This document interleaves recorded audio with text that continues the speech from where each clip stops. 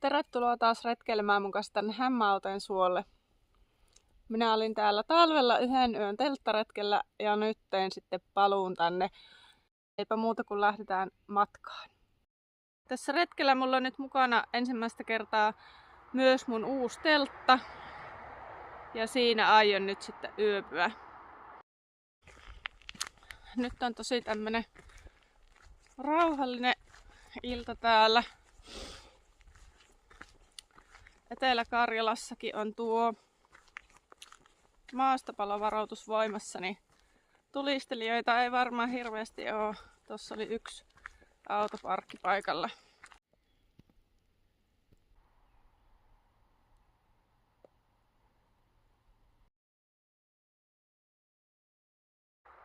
Tässähän kävi vielä vähän silleen hassusti, että mä luulin, että mulla on yksi toinenkin teltta mukana ja että mä voin sitten päättää tässä parkkipaikalla, että minkä teltan mä pakkaan mukaan, mutta se toinen teltta ei sitten ollutkaan tuolla autossa, niin tämä sitten vähän niin kuin kohtalo ratkaisi, että uusi teltta vihitään nyt käyttöön.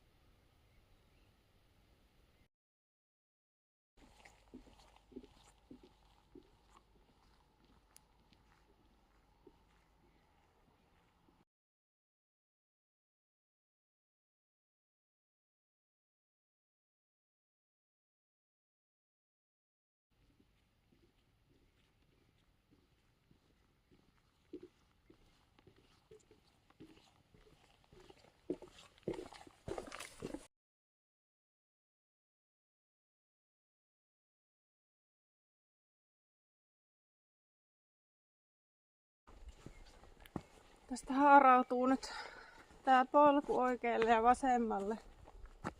Ja tuolla vasemmalla olisi ilmeisesti joku lähdekin, mitä mä olin miettinyt, että olisin käynyt ehkä katsomassa, mutta kello on jo niin paljon, että lähden mieluummin tonne laavun suuntaan.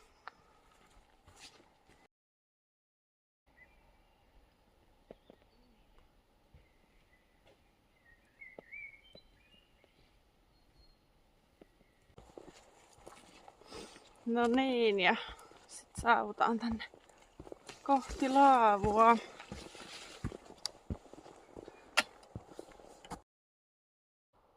Rauhallista on niin kuin arvalinkin, koska on se tulistelukielto.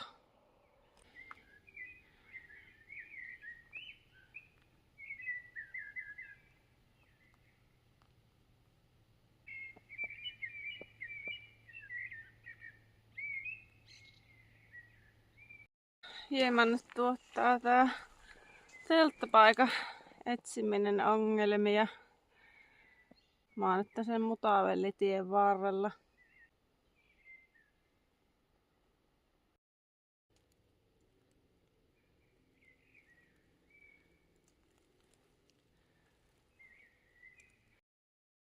Sopiva telttapaikka on nyt löytynyt ja sitten alkaa matalan majan pystytys.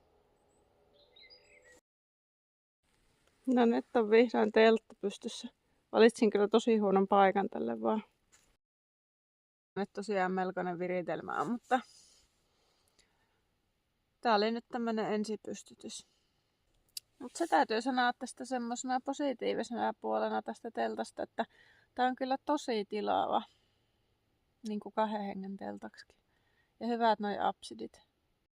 Hyvä harjoitus sitä Lappivaellusta varten, siellä on sit viisaampi. Ja se on sitten alettavaa makuualustan täyttöhommiin.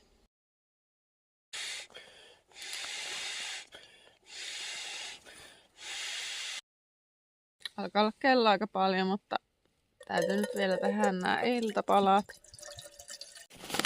Mulla on toinen pasta. mitä aion tehdä.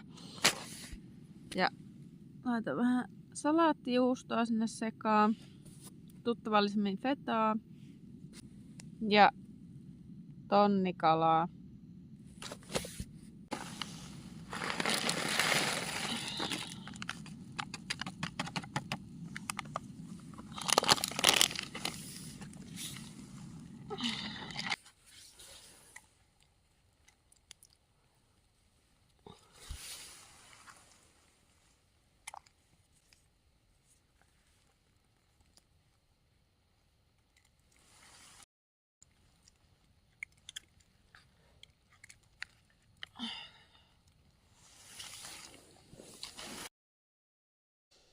Nyt on syöty iltaruuat ja hoidettu kaikki iltahommat ja sitten vaan yöpuole ja ihana herätä huomenna sit aamuun täältä metsästä. Hyvää yötä.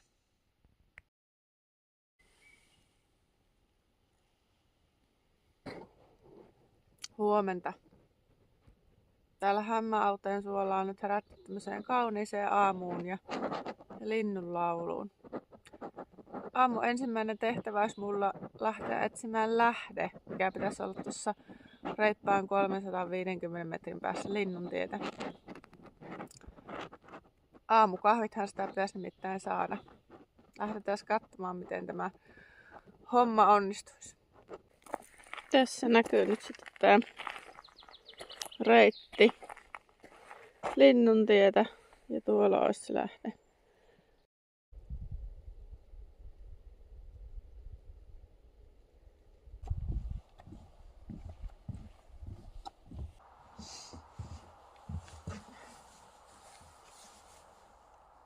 Yöllä kuuluu myös toi taivaanvuohen ääni, tai se mikä kuuluu.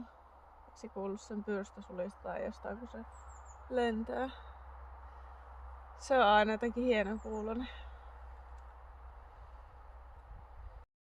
Jos olisi Linnuntietä halunnut tulla tähän lähteelle, niin jos tänne mennä tämän kuusikon läpi on kyllä niin tiheetä, että olisi ollut vaikeuksia varmaan. Saapi nähdä nyt, että pääseekö tästä johonkin lähteelle. Jos ei, niin sitten pitää keksiä jotain muuta. Jonkun matkaa nyt seuraillaan tämmöistä vanhaa metsätyökoneen puraa ja sitten välttä pitää vähän hypätä tonne metsään. Katsotaan. Olisi se hauska se lähde sieltä löytää. Tää on tämmönen seikkailu nyt vähän.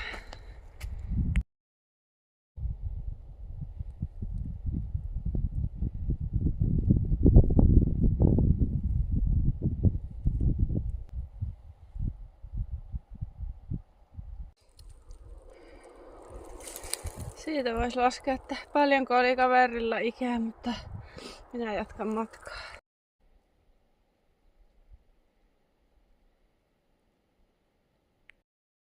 Nyt on sitten täällä supan pohjalla, mitä mä kuvasin äsken tuolta ylhäältä päin. Ja näyttäisin tuossa tuo lähdekin olevan. Tuo ei nyt vaan ole ihan semmonen, että minä siitä pullon vettä ottaisin. Mutta se ei haittaa. Oli kuitenkin hauska löytää toi. Tässäkin näyttää tää maasto vähän semmoiselta, että kesällä voisi olla kumppareille käyttää, mutta nyt on vaan niin kauhean kuivaa, että tästä mennään polkujuoksukengillä kätevästi. Takaisin teltalle sitten vähän meinkin eri reittiä ja kiipään tosta ensin tänne supan reunalle ja sitten siitä kohti telttaa.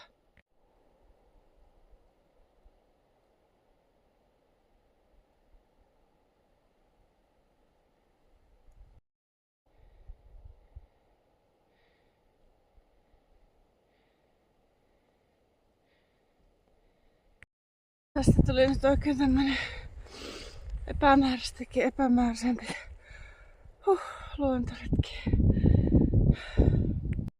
Löytyy tämmönen polku, mikä pitäisi periaatteessa nyt suoraan siihen mun telttapaikalle. Tätä ei vaan näkynyt ollenkaan tossa retkikartassa. Niin saapi nähdä mihin tämä vie. Monesti tämmönen metsäteinen kulkeminenkin vaan ja pienimuotoinen seikkailu, niin se on tosi hauskaa just näillä retkillä. Se on just tosi kivaa vähän niin käydä katsomassa, mihin vaikka joku metsäautotie vie tai polku. Ja vielä just on tosi hauska, jos se vaan löytyy tälle, että ei näy edes kartassa. Ja se on vähän semmoista samoilua just. Asia, että pääsee vaan tänne metsään kulkemaan.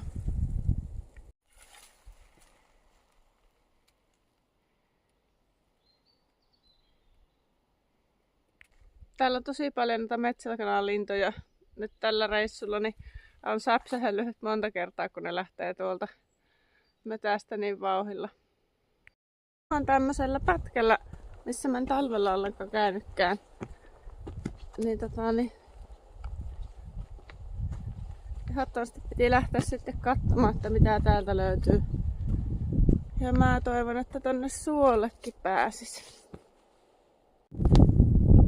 Siellä se suo minua odottelee.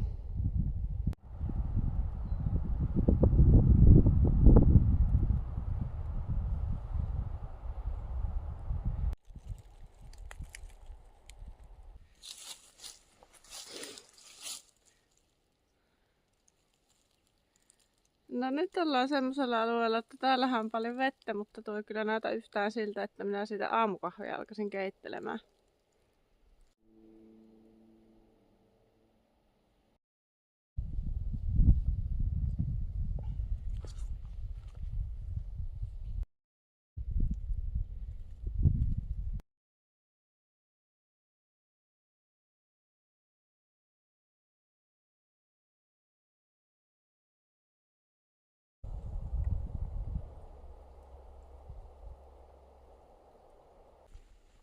Täällä on nyt oikein semmoista metsää, mistä minä tykkään, tämmöistä peikkometsän näköistä.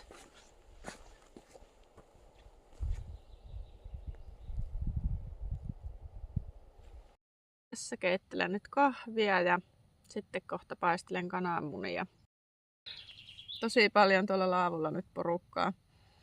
Ja joku tuolla hakkaa halkojakin, vaikka on maastapalovarautus, mutta tietysti eihän ihmiset välttämättä niin kuin tajua katsoa.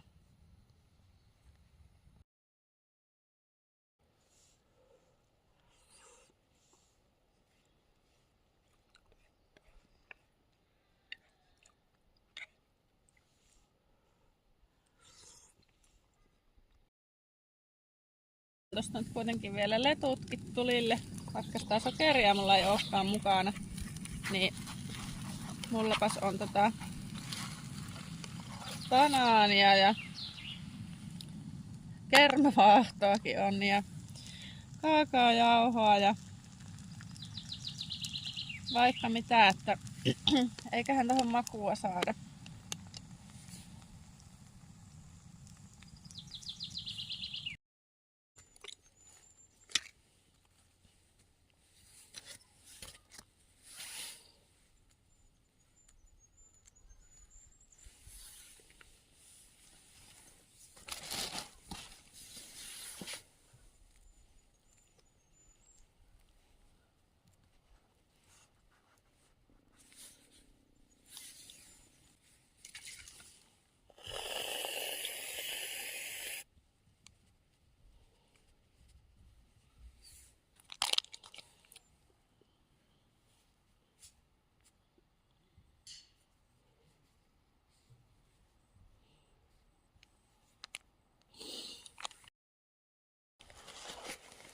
Sitten olisi vuoro tiskaukseen. Nyt on sitten syöty aamupalat ja alkaa leirin purku. Reissun vinkki vitonen muuten tämmönen, että kun unohdin hanskat kotiin, niin tadaa! Ylimääräiset villusukat oli mukana. Nämä toimi erittäin hyvin yöllä hanskoina, koska muuten olisi tullut käsille vähän kylmä sitten, jos ne ei ole koko ajan makuupussissa. Eli ei muuta kuin villasukat käsiin, niin oikein hyvin meni käden lämmittiminä. Nyt on tultu sitten siihen vaiheeseen, että leiri on purettu ja rinkka on pakattu ja se olisi sitten kotimatka alkamassa. Lanshanin se ultrakevyt teltta oli tosi hyvä. Se oli semmosia kanssa tämän retken niinku tarkoituksia, että testaa sen. Niin se oli erittäin hyvä, tykkäsin. Parempi telttapaikka vaan pitää katsoa ensi kerralla, mutta mistäpä minä sitä nyt osasin ajatella. Tai oisin sitä nyt varmaan voinut ajatella, mutta ei nyt minun aivoilla tämän kummosempaa tällä kertaa. Sitten kun sen otan matkaan ja uuden rinkan, niin mikä on sitten muuten testattu jo viime kesänä useampaan otteeseen, niin mulla kantamukset kevenee 3 kiloa ja se on kyllä aika paljon niin kuin loppujen lopuksi. Niin on ihan mukava lähteä vähän erilaisilla varusteilla sitten matkaan. Mutta näillä tunnelmillani minä päätän tämän retken tähän ja nähdään sitten taas.